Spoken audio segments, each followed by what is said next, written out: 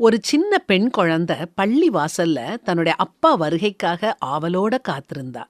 கார்கள் தொடர்ந்து வந்துகிட்டு இருந்துச்சு. மற்ற குழந்தைங்க எல்லாரும் போயிட்டாங்க. ஆனா அந்த பொண்ணு மட்டும் அங்க தனியா நின்னுக்கிட்டு ரோடையே பார்த்துட்டு இருந்தா.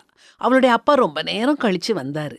அந்த பொண்ணு எந்தவித கோபமும் இல்லாம புன்னகையோட ஓடி போய் அவருடைய கையை பிடிச்சுக்கிட்டு சந்தோஷமா நடந்தா. அதை பார்க்கும்போது இத்தகைய அமைதியான காத்திருப்பு இப்போல்லாம் காண கிடைக்கிறதில்லையேன்னு தோணுச்சுது. சில வருஷங்களுக்கு முன்னால காத்திருப்பது வாழ்க்கையின் ஒரு பகுதியாவே இருந்துச்சு.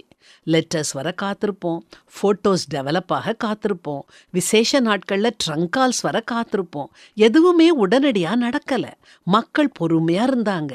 ஏன்னா வேற வழி இல்ல. ஆனா இப்போ செய்திகள், உணவு, பதில்கள், அப்டேட்ஸ் எல்லாமே சில வினாடிகள்ல வந்துருது. நாம வேகத்துக்கு பழகிட்டதுனால வைஃபை சற்று லேட் ஆனாலும் பதறிடுறோம். திட்டங்கள் தாமதமானா புலம்புறோம்.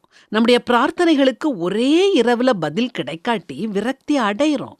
மெதுவா வந்தாலே அது தோல்வின்னு நம்ப தொடங்கிட்டோம். ஆனா உண்மையில அப்படியா? இயற்கைய பாருங்க, அங்க வேகம் மாறல. விதைகளுக்கு இன்னும் பருவங்கள் தேவை. மரங்கள் வளர ஆண்டுகள் தேவை. கனிகள் உடனே பழுத்திடுறதில்ல.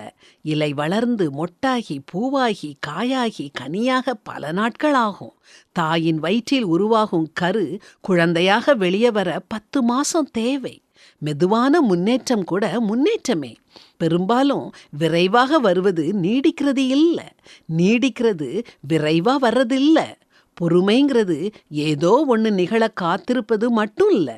நாம் கேட்டதை பெறும்போது பெருமை கொள்ளாம தாழ்மையோட முதிர்ச்சியோட அதை ஏற்றுக்கொள்ளும் பக்குவத்தை அடையிறது தான். வேதாகமும் இதை தெளிவா சொல்லுது.